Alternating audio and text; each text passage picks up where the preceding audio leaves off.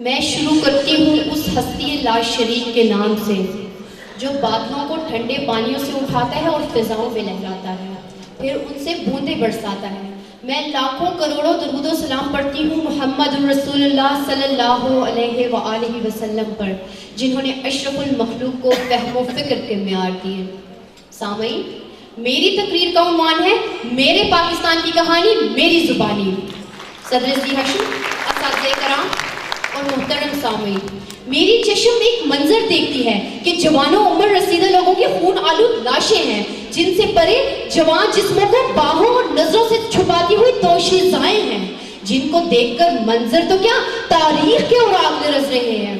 میں دیکھتی ہوں کہ یہ کوئی بازار ہے اور اس بازار کی جلی دکانوں کے سامنے معصوم بچوں کی کوئلہ بنی لاشیں بکھری ہیں۔ میں دیکھتی ہوں کہ اسی بازار کے عین وسط میں ایک روشن مینارہ ہے اور اس کے ارد گرد خواتین و حضرات کی بھیڑ ہے۔ میں اس انسانیت سوز منظر کی اذیت اٹھائے اسی مینارے کی جانب بمشکل جاتی ہوں جہاں کوئی شعلہ بیاں مقرر کہہ رہا تھا، مبارک ہو اہل چمن، مبارک ہو ایک اندھیری رات کے معصوم مسافروں، مبارک ہو اے ایک رب کے ماننے والوں، اے سجدے میں سر رکھ کر اپنی دعائیں قبول کرانے والوں، پاکستان مبارک ہو۔ پاکستان بن گیا، لا الہ الا اللہ مجسم ہو گیا۔ اب ہماری قربانیاں مقبول ٹھہری، اب ہم خونے دل سے نکھاریں گے رخے برگے گلے پاکستان۔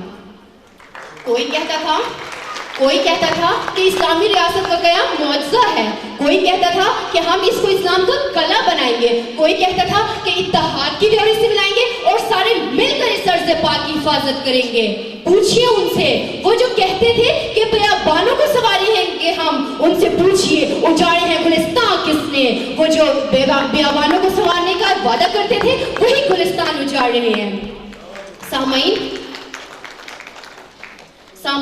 اس بھیڑ میں ہر چہرہ پر امید تھا، آنکھوں میں خواب اور خواہش تھی، دل میں تڑپ اور لپک تھی، بازو میں دم اور عزم تھا، ناروں میں حوصلہ اور عالی ہمتی تھی، ہونٹوں پر تہنیت اور سلامتی تھی، کیونکہ وہ بھیڑ ایک قوم بن چکی تھی، پاکستانی قوم۔ اسی اسنا میں سامعین کرام، اسی دوران کسی بھو کبیز کی چوٹی سے کسی منچلے کی آواز سنائی دی۔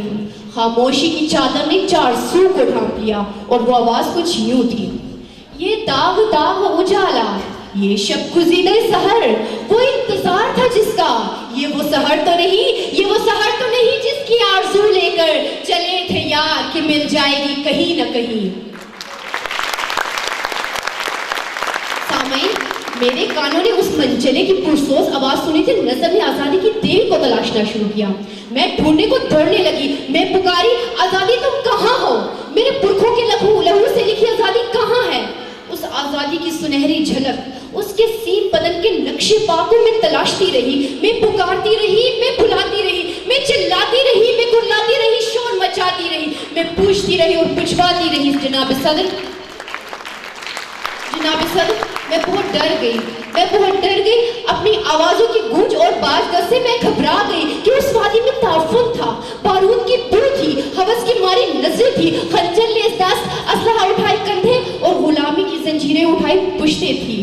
لوگوں کے ہونٹوں پر نسلی اور لسانی تعصبات کے نعرے تھے، لڑنے کو آستینیں چڑھی تھی اور منہ جھاگوں سے بھرے تھے۔